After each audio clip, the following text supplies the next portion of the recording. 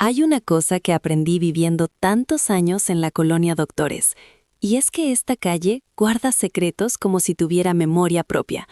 Cada bache, cada pared descascarada, cada puerta que chirría en las mañanas, tiene una historia detrás.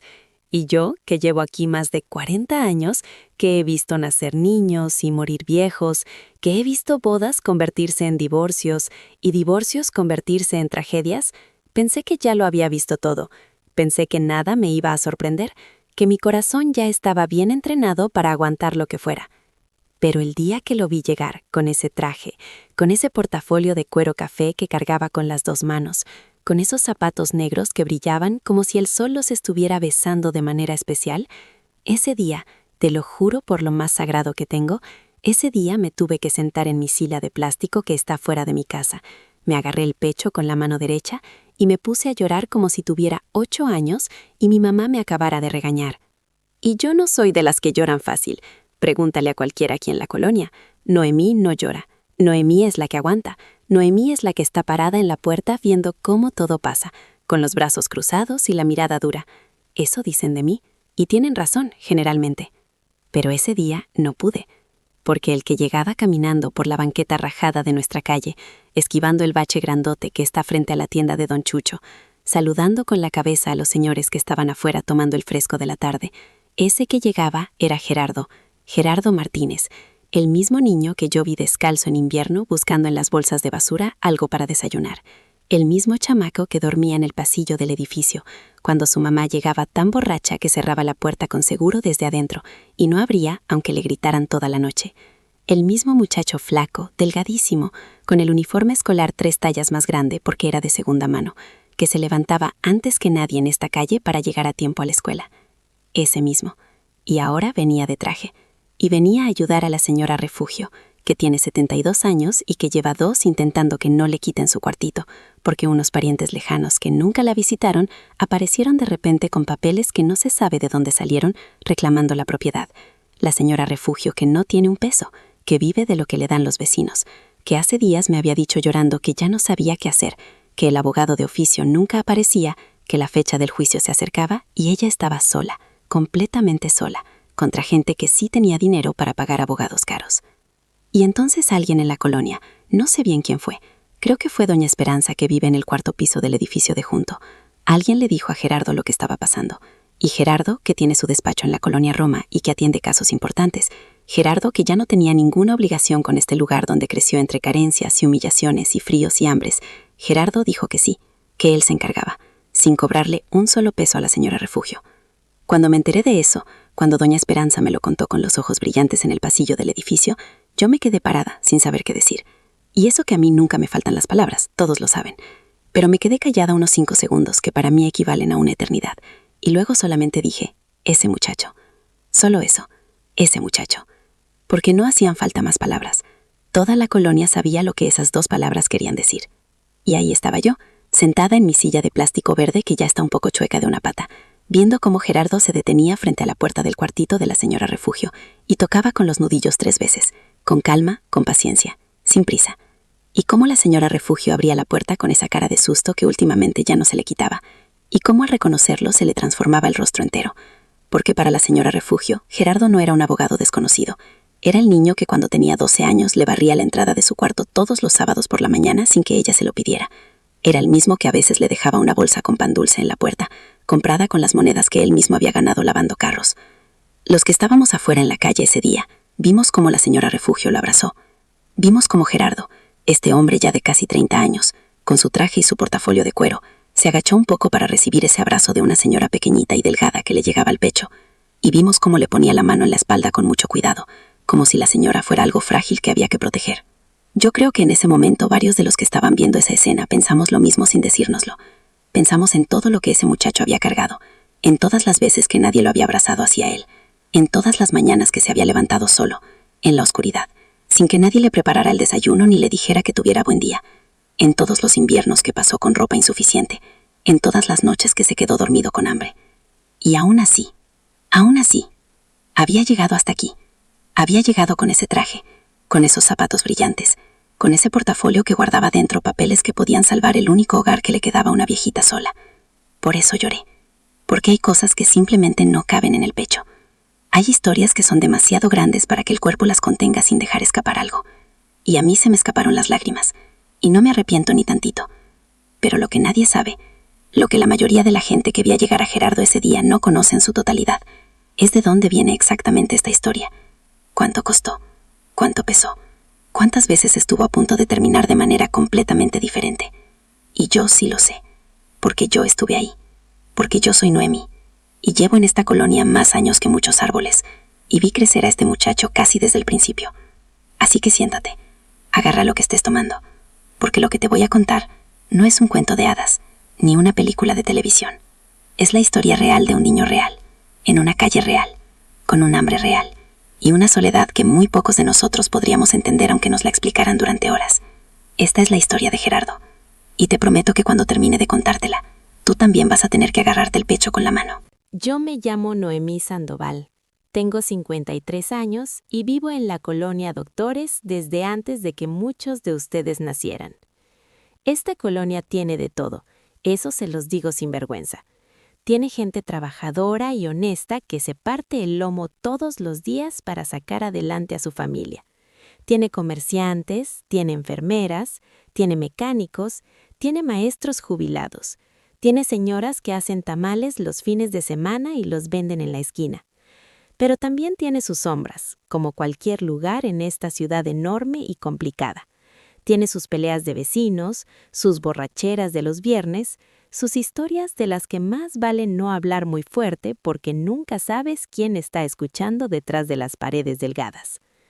El edificio de la calle Moctezuma, el que está a media cuadra de la tienda de Don Chucho y frente al taller de Don Aurelio, ese edificio color ocre que ya con los años se fue volviendo color de lo que la lluvia y el tiempo deciden, ese edificio es donde vivía la familia Martínez. Y cuando digo familia, uso esa palabra con toda la amplitud que tiene, porque no necesariamente familia significa lo que uno esperaría que significara.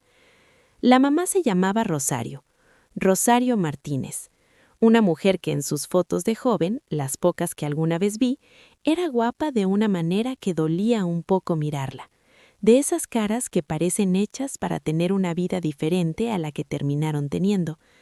Tenía el pelo negro muy abundante, ojos grandes, una sonrisa que cuando aparecía iluminaba algo.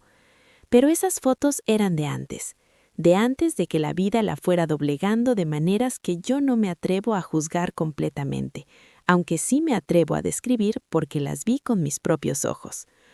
Rosario tenía 8 hijos. 8, de padres diferentes, todos ausentes, todos convertidos en un silencio distinto dentro de esa casa. El mayor se llamaba Efraín y tenía 18 años cuando Gerardo empezó la secundaria. La más pequeña era una niña que le decían Patty y que todavía usaba pañal. Entre esos dos extremos había 6 hermanos más, todos acomodados en ese departamento que medía quizás 40 metros cuadrados si uno era generoso con la medición. 40 metros cuadrados, 8 niños, una mujer que bebía. Yo no voy a pretender que entiendo todo sobre la vida de Rosario. Hay cosas que la gente carga que uno no ve desde afuera, traumas que vienen de más atrás de lo que alcanzamos a imaginar, dolores que se heredan como si fueran genes, como si el sufrimiento también se transmitiera de madre a hija a nieta sin que nadie pueda romper el ciclo.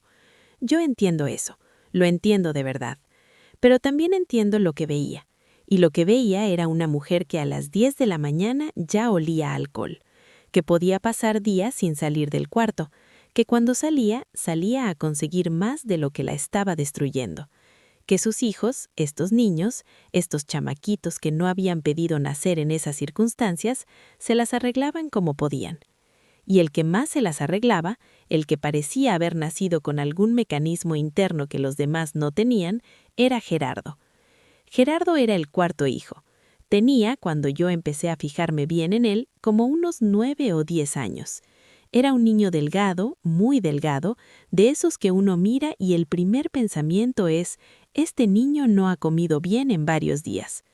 Tenía el pelo siempre un poco largo porque los cortes de cabello no estaban en el presupuesto de esa casa, o más bien no había presupuesto de ningún tipo en esa casa. Los ojos los tenía oscuros y muy vivos, de esos que se mueven rápido observando todo, procesando todo, como si el cerebro detrás de ellos estuviera constantemente trabajando, constantemente tratando de entender el mundo para poder navegarlo mejor. Lo que me llamó la atención de él por primera vez, lo que hizo que yo empezara a observarlo con atención en lugar de verlo pasar como veía pasar a cualquier otro niño de la calle, fue una mañana de martes. Era febrero, hacía frío, ese frío húmedo y pegajoso que tiene el Distrito Federal en invierno que se te mete por debajo de la ropa aunque creas que trae suficiente. Yo estaba barriendo la banqueta de mi casa, que es lo que hago todos los días a las 7 de la mañana porque así me enseñó mi mamá y así lo voy a seguir haciendo hasta que me muera. Y vi salir a Gerardo del edificio. Salió solo, sin desayuno visible, sin nadie que lo despidiera, sin lonchera, sin nada. Traía el uniforme, que era el azul marino de la primaria Miguel Hidalgo, que está a 3 cuadras. El pantalón era demasiado grande y lo traía sujeto con un cinturón que claramente era de adulto y que le habían apretado a su medida haciendo un hoyo extra con algo punzante. La camisa blanca estaba limpia, eso sí me llamó la atención, porque la ropa estaba limpia aunque fuera vieja y grande. Alguien se la había lavado, o él mismo. Llevaba una mochila que era más parche que mochila original, y caminaba rápido, con un propósito que uno no esperaría ver en un niño de esa edad a esa hora de la mañana. La mayoría de los niños de la colonia que yo he visto ir a la escuela van medio dormidos, arrastrando los pies, con cara de que preferirían estar en cualquier otro lugar del universo. Gerardo no. Gerardo iba como si tuviera una cita importante, como si llegar tarde a esa escuela fuera algo que simplemente no entraba en sus opciones. Me quedé mirándolo irse hasta que dobló la esquina, y luego seguí barriendo, pero algo se me había quedado atascado en el pecho. Esa misma tarde lo vi regresar, pero no regresó directo al edificio. Regresó, dejó la mochila dentro y salió de nuevo en menos de 5 minutos.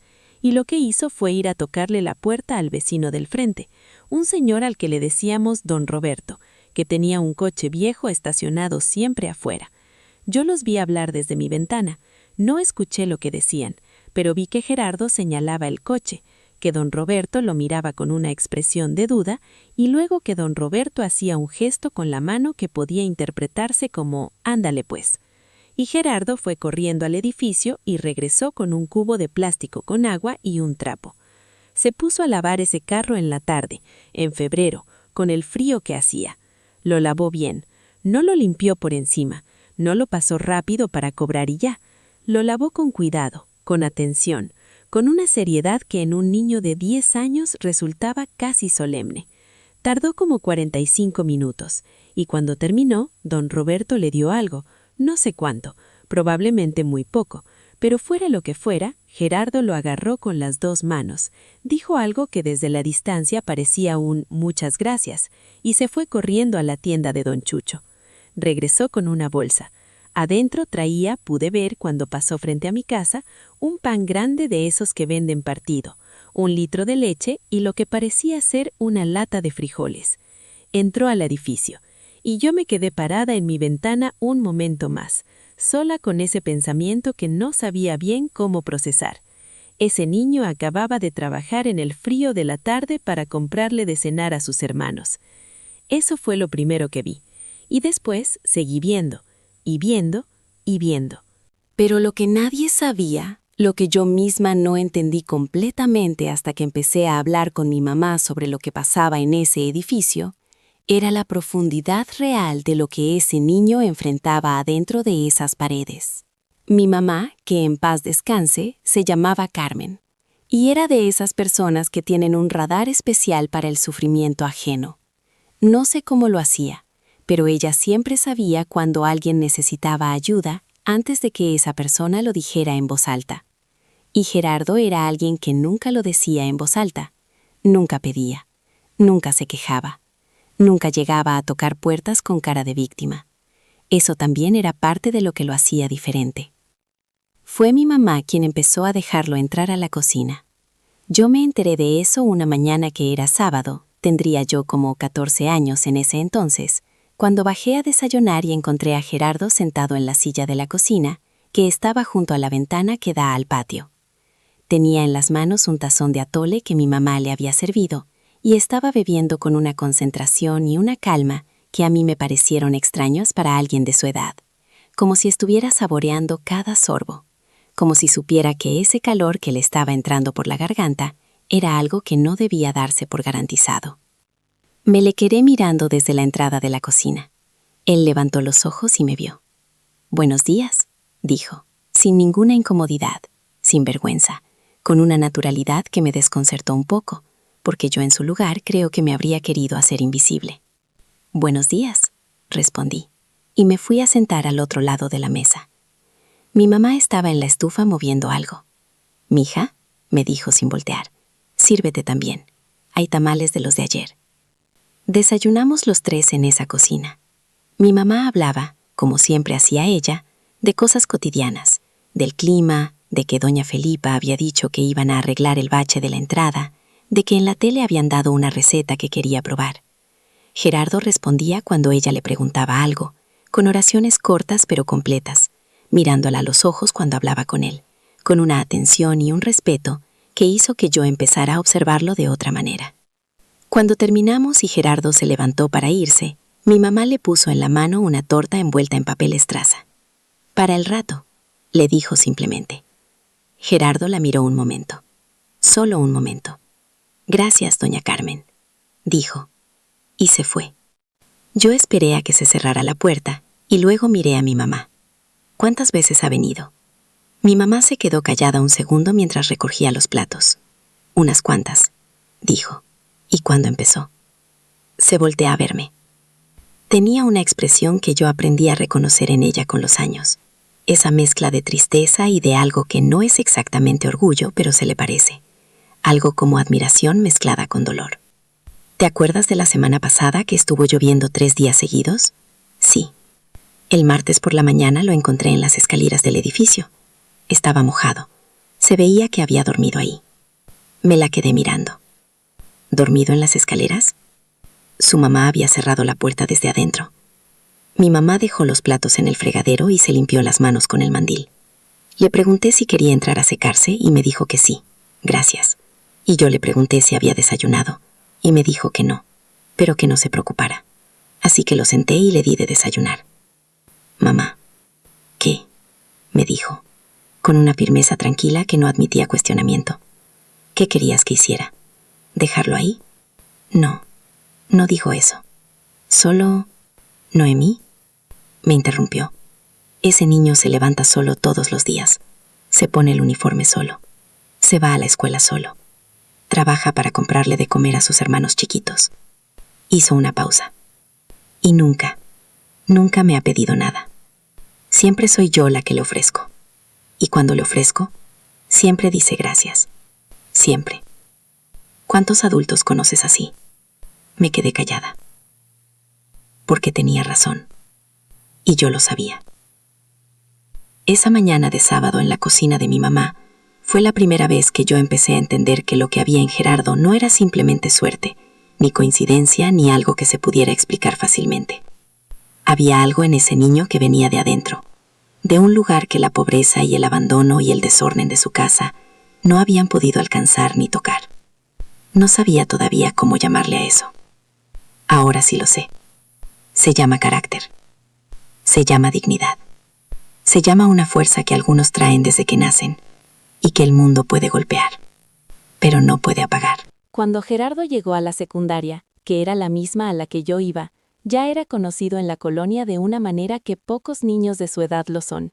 No famoso, no llamativo, sino conocido. Como cuando uno conoce a un árbol que lleva mucho tiempo en la misma esquina. Uno sabe que está ahí, uno sabe que es confiable. Estaba en mi salón, segundo B. La maestra de español se llamaba profesora Aguilar, una señora de mediana edad con lentes gruesos y una paciencia que yo creo que había desarrollado después de décadas de trabajar con adolescentes. El maestro de matemáticas se llamaba profesor Sánchez y era de los estrictos, de los que ponen 0 sin pensarlo 2 veces si no traes la tarea. El problema con Gerardo y la escuela no era la inteligencia, Eso quiero que quede muy claro.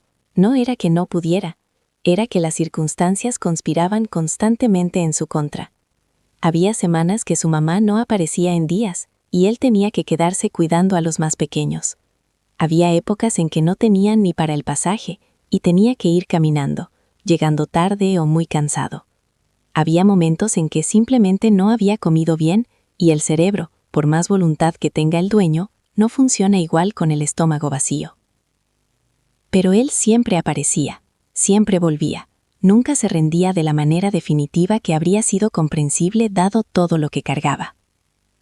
Y yo, desde que mi mamá me contó lo que me contó ese sábado en la cocina, empecé a poner más atención en él de la que había puesto antes. Empecé a guardarle los apuntes cuando faltaba.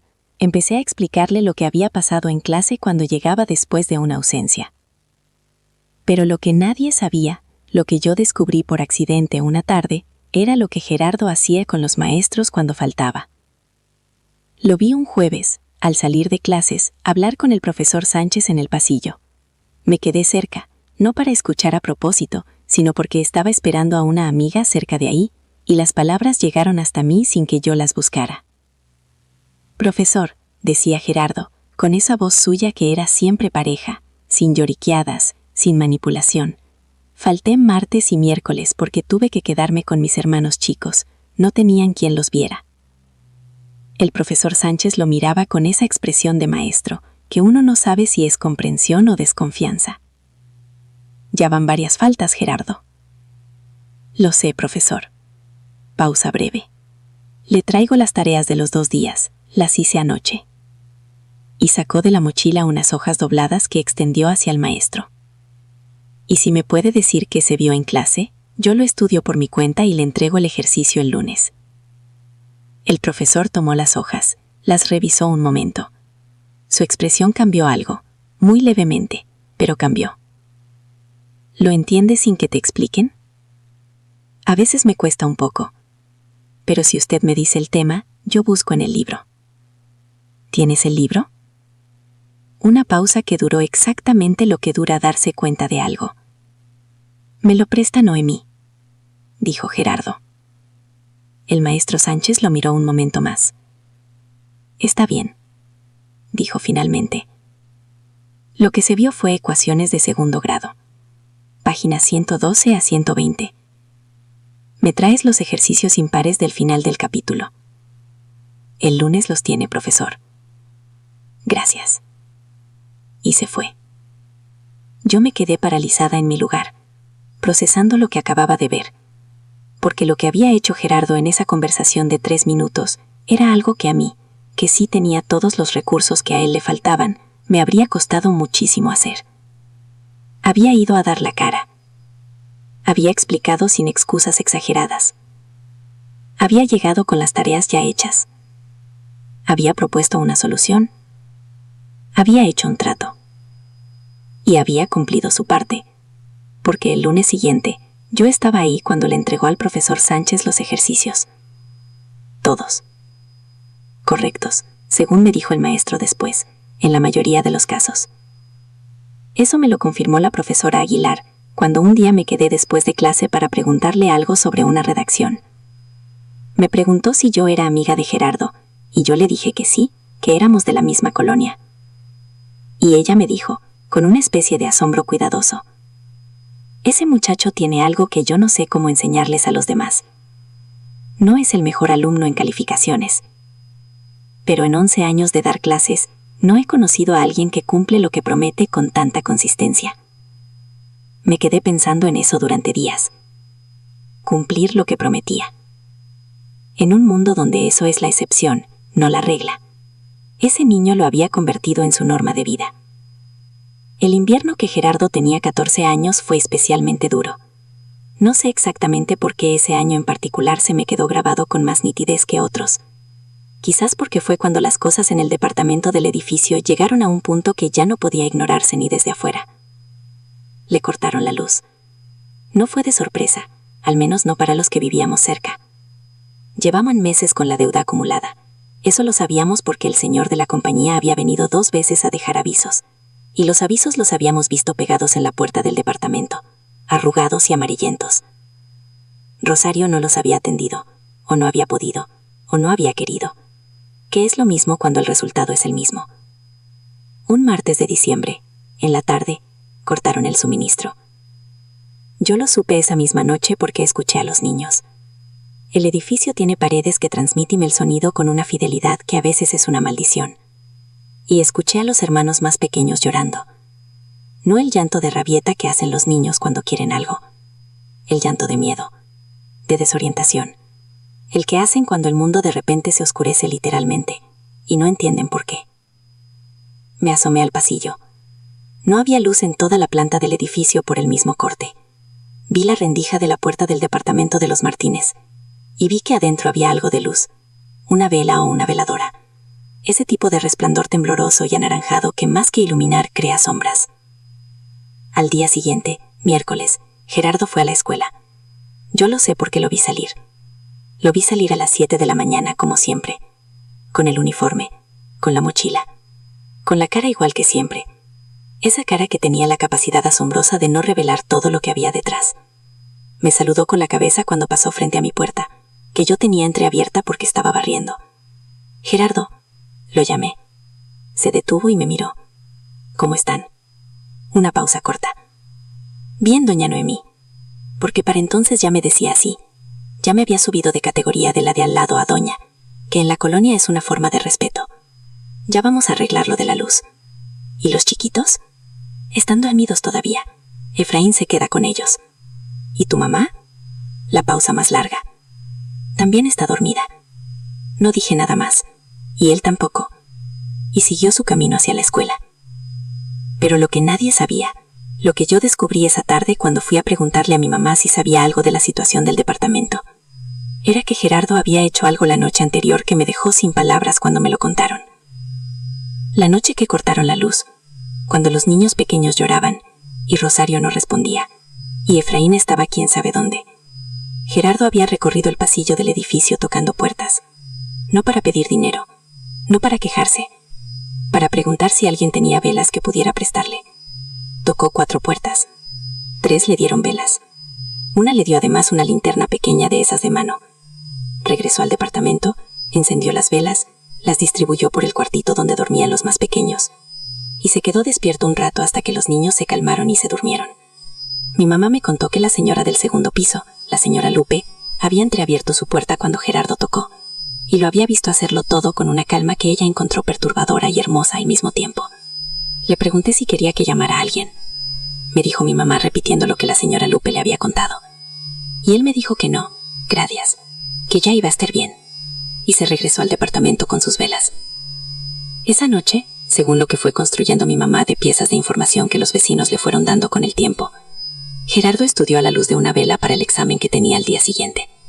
Lo sé porque el examen lo pasó. No con 10, no con 9, pero lo pasó. Y eso, en esas circunstancias, equivalía a lo que para cualquier otro estudiante habría sido sacar 100 en una olimpiada de conocimiento.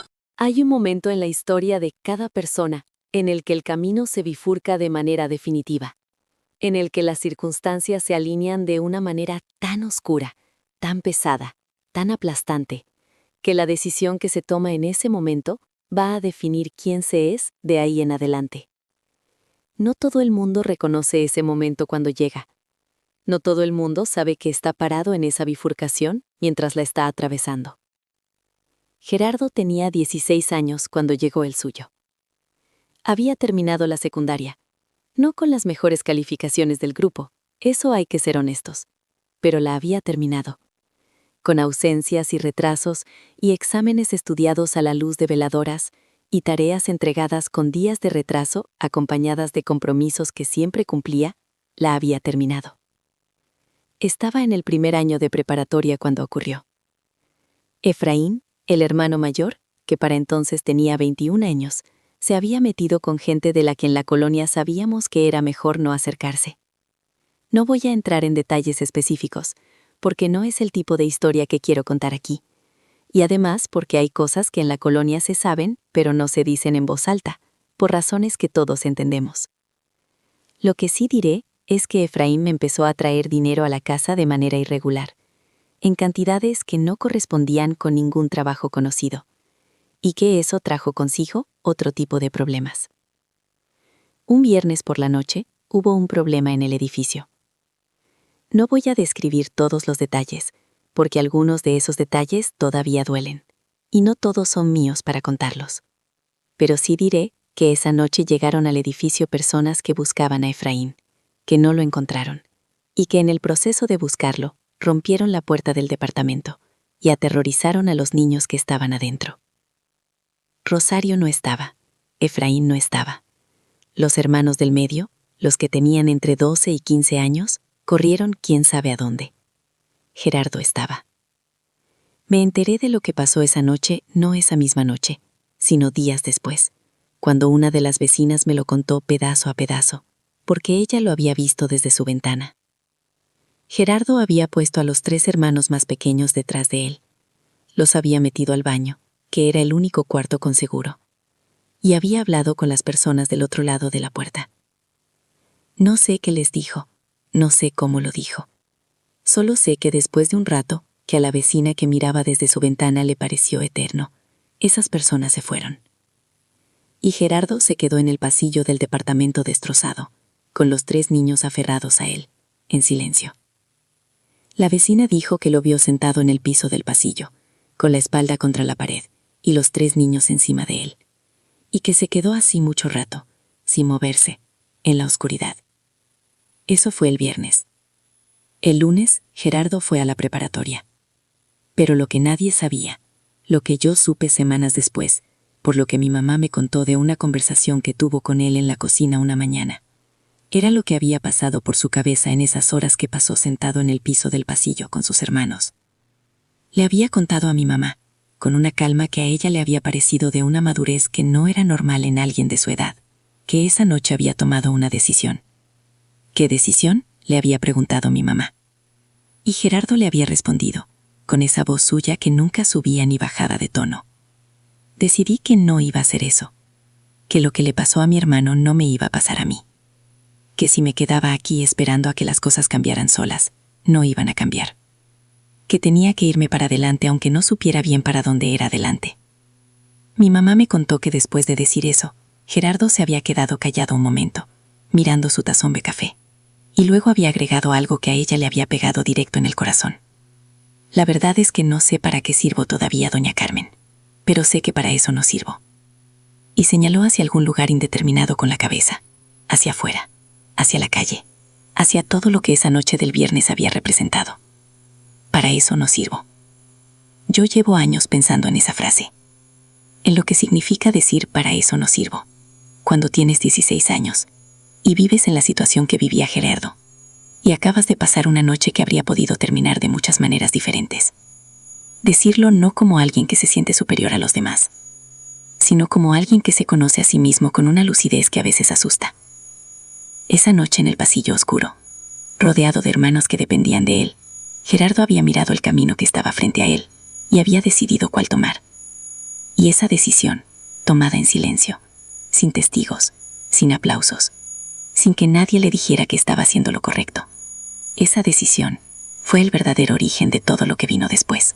Los años que siguieron fueron años de acumulación silenciosa, de esas que uno no nota mientras están pasando, pero que cuando las mira en retrospectiva resultan ser la construcción de algo enorme. Gerardo siguió en la preparatoria, siguió llegando aunque faltara, siguió haciendo sus tratos con los maestros, sus compromisos firmados que según él decía en serio, los tenía por escrito, aunque fuera en un papel de cuaderno doblado. Siguió lavando el carro de don Roberto, que ya para entonces lo esperaba todas las semanas y le guardaba el trabajo. Siguió barriendo la entrada de doña Felipa, que empezó a pagarle con comida más que con dinero, porque sabía lo que más le hacía falta. Siguió haciendo los mandados de los vecinos, con una puntualidad y una honestidad que se habían convertido en su reputación en la colonia. Y esa reputación era su capital más valioso, porque nunca, absolutamente nunca, nadie en esa colonia podía decir que Gerardo le había fallado, que le había quedado mal, que le había quedado a deber algo, que había llegado con el cambio incorrecto, o con las tortillas equivocadas, o que había tardado más de lo necesario. Doña Esperanza del cuarto piso me contó una vez que le había dado 20 pesos para que fuera a comprar algo a la tienda, y que cuando Gerardo regresó, le dio el cambio exacto y le explicó que las galletas que le había pedido no tenían de esa marca, pero que había encontrado unas similares y las había traído, pero que si no le gustaban, él las regresaba y le devolvía el dinero. Yo le dije que estaban bien, me contó doña Esperanza con una sonrisa que tenía algo de maravilla. Y me dijo que muchas gracias por la confianza. ¿Cuándo te dice eso un niño de su edad, Noemí? ¿Cuándo? Tenía razón. ¿Cuándo? Pero lo que nadie sabía, lo que yo fui entendiendo de a poco al ir conociendo más a Gerardo conforme crecíamos, era de dónde venía esa honestidad tan radical, tan inquebrantable. No de un ejemplo de vida, no de un padre que le hubiera enseñado el valor de la palabra dada, no de una madre que le hubiera inculcado principios, venía de él mismo, de algún lugar dentro de él que había decidido que si el mundo a su alrededor era caótico e irresponsable e impredecible, él iba a hacer lo contrario, que si nada en su vida era confiable, él iba a hacer algo en lo que se pudiera confiar. Era casi como una rebelión silenciosa y cotidiana contra todo lo que había visto crecer. Había algo más que fui aprendiendo de él con el tiempo. Nunca abusaba de la generosidad de los que lo ayudaban. Eso es más difícil de lo que parece. Cuando uno está en necesidad, cuando uno ha pasado hambre y frío y miedo, la tentación de tomar lo que se pueda cuando se pueda es comprensible, humana, no la juzgo. Pero Gerardo no era así. Si mi mamá le ofrecía de cenar, cenaba, pero nunca pedía que le prepararan para llevar también a los hermanos, aunque yo sé que debía pensar en ellos. Si don Roberto le pagaba por lavar el carro, guardaba el dinero para lo que hacía falta, pero nunca le pidió a don Roberto un adelanto ni un aumento. Un día le pregunté directamente. Tendría yo 16, él quizás 15 o 16 también. Estábamos en el pasillo del edificio y yo llevaba rato observándolo y decidí que ya era tiempo de ser directa. Gerardo, ¿por qué nunca pides nada? Me miró. Fue una de esas miradas suyas que te hacen sentir que te está viendo de verdad, no solo la superficie. ¿A qué te refieres? Que la gente te da cosas, pero tú nunca pides más, aunque necesites más. Se quedó callado un momento. Luego, si pido mucho, dejan de querer ayudar. Pausa. Y luego no solo pierdo yo, pierden mis hermanos también. Lo dijo con una sencillez que me dejó helada, porque había en esa respuesta una comprensión del funcionamiento de las relaciones humanas que mucha gente no alcanza en toda su vida. Había la comprensión de que la generosidad de los demás es un recurso limitado y delicado que hay que cuidar, que abusar de ella es destruirla, que mantenerla intacta requiere reciprocidad, incluso cuando la reciprocidad que uno puede dar es simplemente gratitud sincera y no volver a pedir más de lo necesario. Tenía 15 años cuando entendió eso. Y además de todo eso, había algo que yo creo que definía a Gerardo quizás más que cualquier otra cosa: su relación con los niños pequeños de la colonia. No sé cómo explicarlo exactamente, pero había algo en él que hacía que los niños chicos se acercaran. Quizás porque él también había sido un niño chico, que necesitó que alguien se acercara, y nadie lo hizo con suficiente constancia. Quizás porque tenía práctica de años cuidando a sus hermanos. Quizás simplemente porque irradiaba algo que los niños, que tienen un instinto para estas cosas que los adultos vamos perdiendo con el tiempo, reconocían como seguro. Recuerdo una tarde que había una niña de quizás 5 años llorando en la banqueta. Se había caído de la bicicleta pequeña que alguien le prestaba para jugar. Tenía las rodillas raspadas y estaba asustada, y no había ningún adulto cerca en ese momento. Gerardo pasaba por ahí, regresando de algún mandado. Se detuvo, se agachó hasta su nivel, le habló despacio, le revisó las rodillas. Fue al edificio y regresó con un trato húmedo, y limpió los raspones con una gentileza que yo, desde mi ventana, viéndolo, encontré difícil de conectar con todo lo duro que había sido su vida. La niña dejó de llorar en como 3 minutos. Cuando la mamá apareció buscándola, encontró a la niña sentada en la banqueta junto a Gerardo, que le estaba mostrando algo en el suelo, probablemente una hormiga o una piedra de algún tipo, con ese recurso que tienen los niños para encontrar cosas interesantes en los lugares más improbables. La mamá lo miró con una expresión de alivio y de algo más. «Gracias», le dijo. «No hay de qué», respondió él, y siguió su camino. Así era Gerardo. Terminar la preparatoria le costó 4 años en lugar de 3. Lo cuento con toda la honestidad que me caracteriza. No fue en línea recta, no fue sin tropiezos. Hubo un semestre que estuvo a punto de desertar, cuando la situación en el departamento se puso tan grave que él era prácticamente el único adulto funcional que había para cuidar a los hermanos más pequeños. Pero no desertó, porque mi mamá habló con él, porque yo le pasé apuntes y le expliqué cosas hasta que las entendió. Porque el profesor de historia, un señor al que le decíamos el profe Morales, se interesó en él de una manera que no todos los maestros se interesan en sus alumnos, y le consiguió un programa de estudios en línea que le permitió avanzar aunque no pudiera ir a clases todos los días. El profe Morales fue importante. Quiero que quede en esta historia porque se lo merece. Era un hombre de unos 50 años, flaco, con bigote, que usaba siempre camisas de cuadros y que tenía la costumbre de hacer preguntas que no tenían una sola respuesta correcta. El tipo de maestro que hace que uno piense en lugar de solo memorizar. Y por alguna razón que quizás solo él sabía, vio en Gerardo algo que valía la pena invertir tiempo y energía. Un día, me contó Gerardo mucho después, el profe Morales lo llamó después de clase y le hizo una pregunta directa. ¿Qué quieres hacer con tu vida, Gerardo? Y Gerardo, que hasta ese momento no tenía una respuesta clara a esa pregunta porque nadie se la había hecho nunca en serio, se quedó callado un momento largo. Y luego dijo algo que lo sorprendió incluso a él mismo en el momento de decirlo. Quiero ayudar a la gente que no sabe cómo defenderse. El profe Morales lo miró. ¿Como abogado? No sé, quizás. ¿Por qué eso? Pausa. Porque cuando estás en problemas y no sabes qué hacer y nadie te explica nada, te quedas solo. Y no es justo. El profe Morales no dijo nada por un momento. Luego sacó un papel de su cajón y lo puso sobre el escritorio. Hay una universidad que ofrece licenciaturas con becas para estudiantes en situación de vulnerabilidad. Tienen un proceso de selección. Es competido. Lo miró. Pero si quieres, te ayudo a preparar la solicitud. Gerardo miró el papel. Luego miró al profe. ¿Por qué me está ayudando, profesor? El profe Morales se recostó en su silla y lo miró con esa expresión de los maestros cuando están a punto de decir algo que importa. Porque llevas 3 años diciéndome que lo que necesitas es una oportunidad, no con palabras, sino con lo que haces. Pausa. Y yo tengo una oportunidad para darte. Sería una irresponsabilidad no dártela. Gerardo entró a la escuela de Derecho.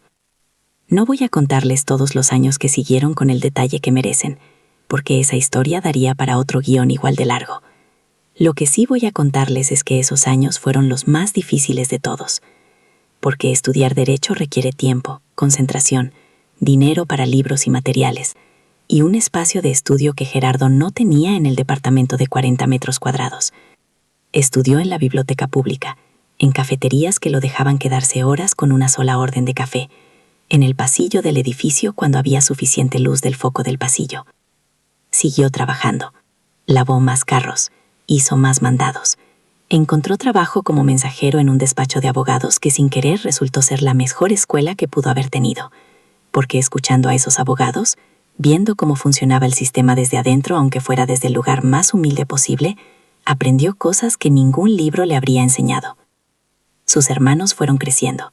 Algunos tomaron caminos que Gerardo no podía controlar y que lo dolían aunque no lo dijera. Pero algunos de los más pequeños, los que él había cuidado con más cercanía durante más tiempo, fueron tomando direcciones mejores. No perfectas, pero mejores. Rosario, su mamá, tuvo momentos buenos y momentos muy malos. Gerardo nunca la abandonó.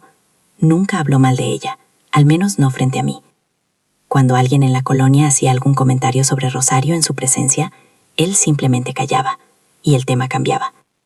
No la defendía con argumentos porque habría sido difícil hacerlo, pero tampoco permitía que fuera el objeto de la crueldad fácil que a veces la gente ejerce sobre los que están caídos. Y un día, varios años después de aquella conversación con el profe Morales, Gerardo se graduó de la licenciatura en Derecho. No hubo ceremonia glamurosa para él, No hubo familia que llenara el auditorio. No hubo fotos en un restaurante caro celebrando. Hubo mi mamá, que para entonces ya estaba grande y no salía mucho, que le mandó con él un pastel de chocolate hecho en casa. Hubo el profe Morales, que sí fue, que sí se sentó en las sillas del auditorio con su camisa de cuadros de siempre. Hubo doña Felipa, que ya caminaba con bastón, pero que se hizo llevar porque dijo que no se lo perdía. Y había yo. Cuando cruzó el escenario con su toga, cuando recibió su diploma, lo vi voltear hacia donde estábamos nosotros, y nos miró. Solo eso. Nos miró. Y yo, que te digo que no soy de las que lloran, empecé a llorar. Y llegamos al final, o más bien, llegamos al principio de algo que todavía está pasando. Porque Gerardo tiene ahora 28 años, y tiene su despacho en la colonia Roma, que no es el despacho más grande ni el más lujoso, pero es suyo. Y tiene clientes que pueden pagar, porque necesita comer, y necesita pagar renta, y necesita que su trabajo sea sostenible. Pero también tiene, desde el principio, desde el primer día que puso su nombre en la puerta de ese despacho, un día a la semana reservado para personas que no pueden pagar. Un día a la semana. Cada semana. Sin excepción. Y no es una decisión de negocios, no es publicidad, no es imagen. Es simplemente que Gerardo nunca olvidó lo que es estar solo frente a algo que no entiendes y que te amenaza, y no tener a nadie que te explique cómo funciona el sistema ni cómo defenderte dentro de él. Nunca lo olvidó. Y eso me lleva a la pregunta que llevo años haciéndome, la que me hago con más fuerza cada vez que veo a Gerardo caminando por la calle con ese traje y esa seguridad tranquila que tiene ahora. La que se me viene encima cuando veo la realidad de dónde viene este hombre y la comparo con lo que es. ¿Por qué? ¿Por qué Gerardo y no alguno de sus hermanos? ¿Por qué Gerardo y no miles de otros niños que crecen en circunstancias similares o peores y que terminan tomando caminos que los destruyen? ¿Qué tenía él que no tuvieron ellos? ¿Qué tuvo él que ninguna circunstancia externa pudo destruirle? He pensado en esto durante años y he llegado a algunas conclusiones que no son científicas, ni filosóficas, ni académicas. Son solo las conclusiones de una mujer que lo vio crecer y que lo sigue viendo. La primera es esta. Gerardo nunca esperó a que alguien le dijera quién era. Nunca esperó a que una figura de autoridad, un padre, una madre, un maestro, una institución, le dijera, tú eres capaz, o tú vales, o tú puedes. Hay personas que necesitan esa validación externa para funcionar. No es una crítica, es simplemente una realidad humana. Pero Gerardo, quizás porque nadie nunca se la dio, desarrolló algo diferente. Desarrolló la capacidad de validarse a sí mismo, de saber internamente, sin que nadie se lo confirmara, que lo que hacía tenía valor, que él tenía valor. La segunda, nunca le tuvo resentimiento a la vida, y eso es quizás lo más extraordinario de todo, porque el resentimiento habría sido comprensible, completamente comprensible. Una madre ausente y alcoholizada, un padre que nunca apareció, una pobreza que no era su culpa, un sistema que le ponía obstáculos en lugar de quitárselos. Habría tenido todo el derecho del mundo de estar amargado, de estar enojado, de pensar que el mundo le debía algo, y que por lo tanto él tenía derecho a tomarlo sin preguntar. Pero no estaba amargado. Y yo creo que sé por qué, aunque nunca se lo pregunté directamente, y nunca me lo dijo con estas palabras. Creo que el resentimiento requiere energía, mucha energía, y Gerardo necesitaba cada gota de energía que tenía para sobrevivir, para cuidar a sus hermanos, para llegar a la escuela, para cumplir sus compromisos, para ir hacia adelante. No le quedaba nada para el resentimiento. Así que quizás por necesidad, quizás por instinto, lo descartó y descubrió que sin esa carga se podía mover más rápido. La tercera, nunca le dejó de ver a la gente. Eso suena simple. No lo es. Hay personas que cuando crecen en el dolor aprenden a no ver a los demás, aprenden a cerrarse, a construir muros, a protegerse de la decepción que inevitablemente viene cuando confías en alguien que resulta no ser confiable. Es un mecanismo de defensa comprensible, pero Gerardo no lo desarrolló. Siguió viendo a la gente, siguió viéndola de verdad, con esa atención suya que uno sentía cuando le hablaba, esa sensación de que te estaba escuchando con todo. Y creo que eso fue lo que salvó a la señora Refugio, cuando nadie más había parecido ayudarla. Creo que eso fue lo que salvó a la niña de la bicicleta en la banqueta. Creo que eso fue lo que salvó a tantas personas anónimas, que cruzaron su camino en todos esos años, y encontraron en él algo que no esperaban encontrar: atención genuina y disposición real. Pero hay algo más, algo que quiero decirles antes de terminar, porque creo que es lo más importante de todo lo que he contado esta noche. Lo que Gerardo eligió no fue fácil. Quiero que eso quede muy claro, porque a veces cuando contamos estas historias de superación, las hacemos sonar como si el personaje tuviera una fortaleza sobrehumana que lo hacía invulnerable a todo. No era así. Gerardo tenía miedo, tenía momentos de duda, tenía noches. Él mismo me lo dijo una vez en una conversación que tuvimos cuando ya éramos adultos. Noches en que se preguntaba para qué tanto esfuerzo, si de todas formas el mundo estaba en su contra. Noches en que la cama dura y el hambre y el frío y la soledad se ponían demasiado pesados, y él no estaba seguro de poder seguir cargando con todo eso. Y elegía seguir, de todas formas. No porque no tuviera miedo, sino a pesar del miedo. No porque fuera invulnerable, sino porque decidía que la vulnerabilidad no iba a ser lo que definiera sus acciones. Hay una diferencia enorme entre no tener miedo y elegir actuar a pesar de él. Los valientes de verdad no son los que no sienten miedo, son los que lo sienten y avanzan igual. Gerardo avanzó igual. Y eso me lleva a la última cosa que quiero decirles, la más personal, la que llevo guardando desde esa tarde que lo vi llegar con su traje y su portafolio a la puerta de la señora Refugio. Vivir en una colonia como la Doctores te enseña cosas que no se aprenden en los libros.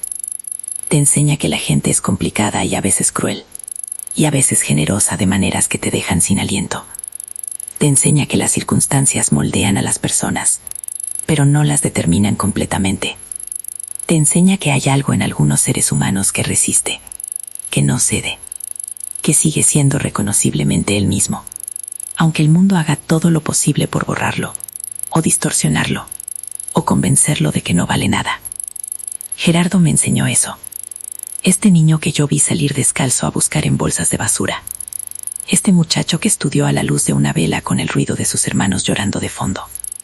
Este joven que hizo tratos con maestros, y los cumplió siempre, y nunca abusó de la generosidad de los vecinos, y trabajó en el frío y en la lluvia, para comprarle de cenar a sus hermanos. Este hombre que ahora tiene un despacho y un traje, y un portafolio de cuero café, y que viene cada vez que alguien de la colonia lo necesita, sin cobrar, sin pedir nada a cambio, excepto quizás el mismo tipo de fe que alguien le tuvo a él cuando más la necesitaba. Gerardo nunca tuvo un ejemplo a seguir. Nunca tuvo alguien que le dijera, así es como se hace. Tuvo carencias y golpes, y noches oscuras en todos los sentidos posibles. Y de todo eso, de esa mezcla imposible de dolor, y soledad, y hambre, y amor propio, y decisiones tomadas en silencio, sin que nadie aplaudiera, construyó a alguien que hoy es un ejemplo para toda la colonia. No decidió ser delincuente, aunque habría sido el camino más fácil.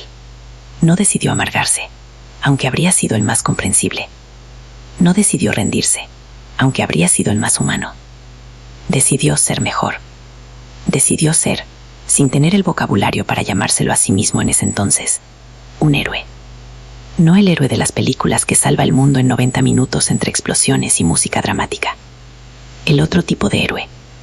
El que se levanta solo en la oscuridad y se pone el uniforme y camina 3 cuadras con hambre para llegar a tiempo a la escuela. El que barre la entrada de una señora vieja sin que nadie se lo pida. El que pone a sus hermanos chicos detrás de él cuando el miedo llega a la puerta. El que cumple sus promesas, aunque nadie lo esté viendo.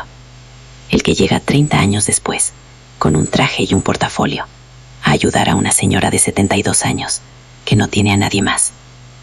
Ese tipo de héroe, el más difícil de todos, el que no necesita público para ser lo que es.